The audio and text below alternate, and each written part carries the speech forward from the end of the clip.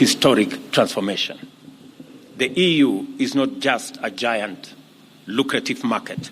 It is a premium market whose demand guarantees higher earnings for our products and will drive our export production to higher levels of competitiveness. The EU is one of our country's largest development partnerships, and I expect that with the signing of the Economic Partnership Agreement, development cooperation will be significantly enhanced, especially in the areas of trade and investment, and with a special focus on Kenya's commitment to pursue a transition to a green economy. With the signing of the agreement, therefore, we have a permanent agreement and arrangement to guarantee access to the European market for our enterprises. Kenyan exporters will now be able to make long-term plans based on predictable, duty-free and quota-free access to a premium export market. And that is very important to us.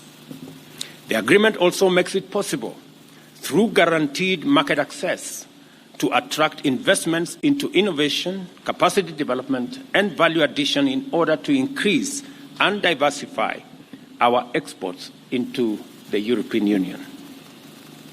A good example of the great positive potential arising out of this agreement is the transformation of our leather value chain. We have the third largest herd of livestock in Africa. The agreement has catalyzed our interventions to increase the productivity and competitiveness of the sector by securing a large, lucrative market for finished leather products, which include industrial boots, everyday footwear, bags, straps, car interiors, and accessories. The people of Kenya will remember that I have consistently stated that most of our hides and skins go to waste. We now have an opportunity to derive value from our hides and skins, and I am very happy that this agreement has come into place. Consequently, Kenyan and European investors in the leather value chain are already benefiting from the opportunity to export to the EU. To meet the high standards required by the EU, our manufacturers have transformed their production through investment in modern equipment and processes from the EU. So it's a real partnership for us to use the raw materials we have. We're going to deploy European technology so that we can export high-quality leather products to that market. And let me conclude, through this agreement, we are signaling to the world that Kenya is ready to manufacture and export high-value premium products to Europe and to the world at large. And I trust that this ceremony will inaugurate the arrival of investments in other manufacturing areas, including chemicals, pharmaceuticals, medical supplies, and equipment. And Madam President, let me just inform you that just last week, we went out to provide infrastructure.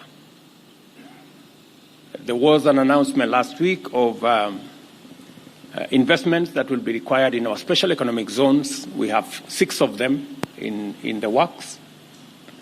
We're now going to provide the infrastructure in those special economic zones, and we're looking forward to investments from Europe and from elsewhere so that we can use these facilities with very high incentives to develop manufacturing and value addition capabilities, especially for adding value to our products.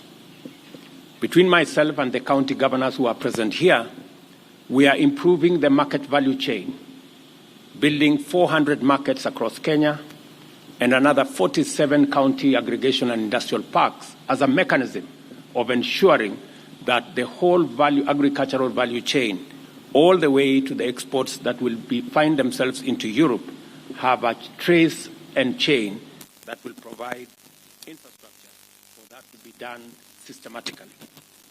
There is no doubt that the agreement will promote significant transformation of various value chains.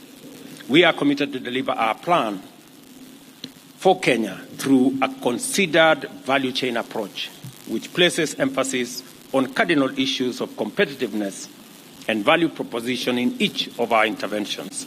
As shown above, the agreement goes far in facilitating our preferred delivery approach for Kenyans. Further, the agreement will usher in the era of blended opportunities, with the EAC, COMESA, and ACFTA mechanisms supporting attractive investment potential. I am particularly happy that this agreement we are signing today leaves the door open, and I say wide open, for our EAC partners to join into this agreement so that together as a region we can benefit from the economies of scale, and Europe can equally benefit from the economies of scale in our part of the world. In the agreement, Kenya and the EU have committed to advance their mutual trade, investment, and economic cooperation objectives sustainably through the implementation of a strong joint environmental agenda. Through the agreement, therefore, Kenya has found a like-minded partner equally committed to the transition into a green economy and towards that end to pursue sustainable trade. I am therefore proud to be here today to witness this historic milestone in our journey of national economic transformation. It is clear now, more than ever, that the future holds greater promise than was understood previously, and that agreements like this go a long way to define our promise as a nation. Madam President and your delegation, we are immensely grateful that you have taken time during this holiday season to come in person to witness this agreement, and it speaks volumes of your commitment and the value Europe attaches to this agreement. And I want to tell you that we too immensely value the relationship between Kenya and Europe. Thank you very much. Welcome, Madam President.